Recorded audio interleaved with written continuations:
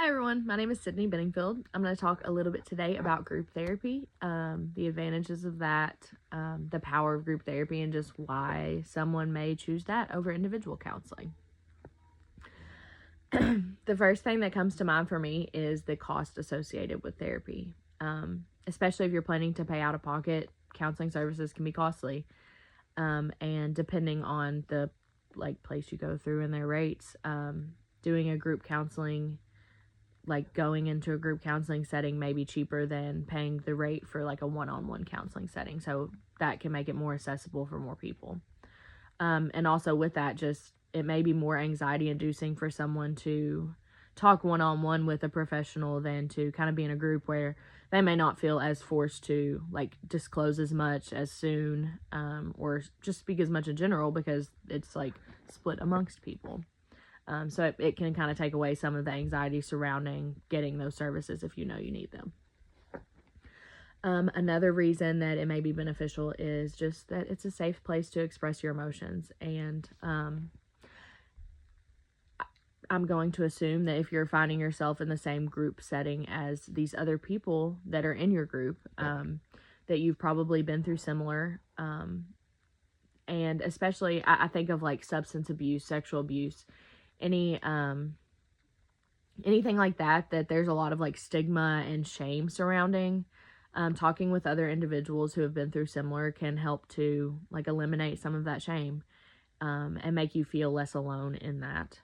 In my last session, actually my last individual counseling session, my therapist, I had told him something, a reaction that I'd had to something that had happened to me in my childhood. And he's a newer therapist, so he's well, to be totally transparent, I haven't worked with many people that have been through this situation, but we could research to see if that's a common reaction. So I can see where, in that situation, a group setting may have been helpful, just to see what other people's thoughts were on this issue. Because inevitably, when you're talking to one human being, they may not have been through the same things as you, so they can practice empathy and active listening and be there for you, but they can only understand it to a certain extent if they haven't been through the same. And even if they have, there's only so much self-disclosure that takes place in that type of setting. So having people that are able to self-disclose with you, and you're able to see oh, I'm not the only person who has been through this or has reacted in that same way, that can take a lot of the shame that surrounds those issues away. And with that, also just the building of community with people who have been through similar, that can feel powerful in and of itself to your healing journey. It's important to have community, and group counseling provides a outlet or a mode to get that. And that may be difficult for some people to get otherwise. It also provides a sense of belonging with these people. Especially groups that go on for a long time, you're going to build relationships with these people. It also can help you to build your own self-awareness. So you can see how your own relationship dynamics kind of play out within people in the group. And there are people that can kind of call you out on that, but more gently, and you may be able, you may be more receptive to it than you would be hearing it from your partner or your mom or whoever, someone else that is close to you. You may just be kind of on defense mode when they try to tell you these things, but in a group therapy session, you're able to kind of take a step back and look at those things.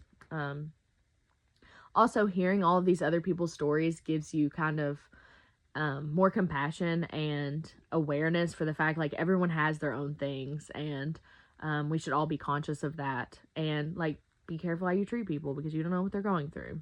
When I was reading all of the articles in the previous assignment, the one biggest takeaway I took from it was just how many different situations group therapy can be beneficial. So for example, there was one where it was pregnant women, and the use of an exercise group to help combat postpartum anxiety and depression, I believe.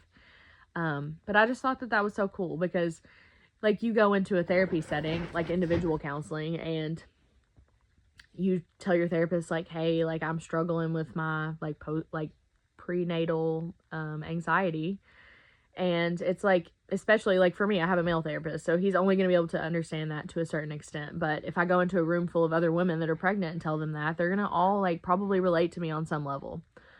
So again, it'll just make you feel less alone in whatever you're going through. Thank you very much. Bye-bye.